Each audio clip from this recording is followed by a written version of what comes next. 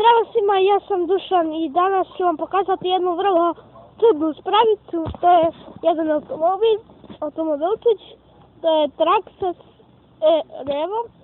I ide na 104 sata. Da. Pogon mu je. Hoće sad ja. Ajde. Ceo auto ima procesor preko kog dobija komande sa daljinskog. Ovdje se upravlja levo-desno. Ovdje se daje gas i ide u rikot. Ima procesor. Procesor i motor. Da. Dalje on prenosi snagu preko ovog reduktora na točkove. Sad da bi ga vozili, moramo da aktiviramo prvo stanicu, pa procesor. I on se odaje signal. Stavimo u masku. Udaljiti da možete malo. I sad možemo da ga vozimo. Ne vidim što da bi mogo da...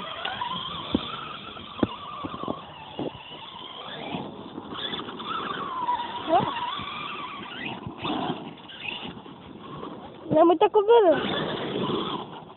Inače vodootporan je, ali sad je duboka voda, Ali brzo, a? Kako nas kuća, idemo. Snimite, preko rano bio preko njih.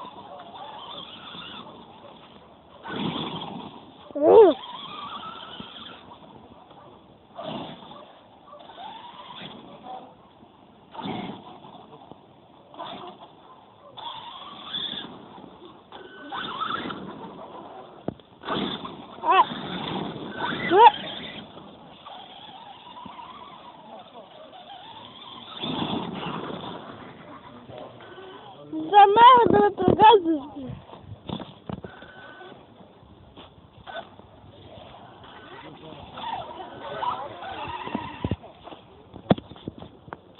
Preko mostića. Ajmo. Idi za njim, ajde. No ono tamo. Da li imaš tako što da Završi. Idi za njim. Aj.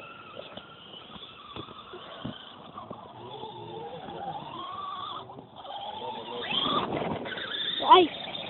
Naga si bre, brzo.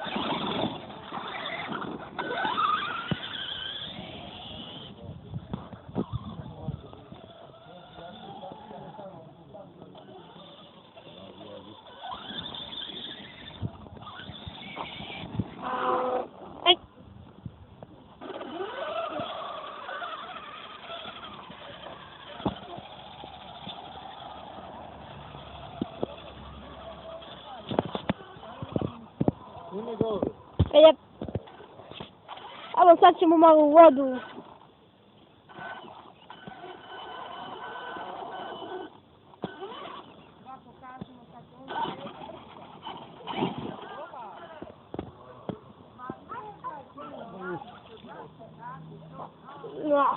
Vodu.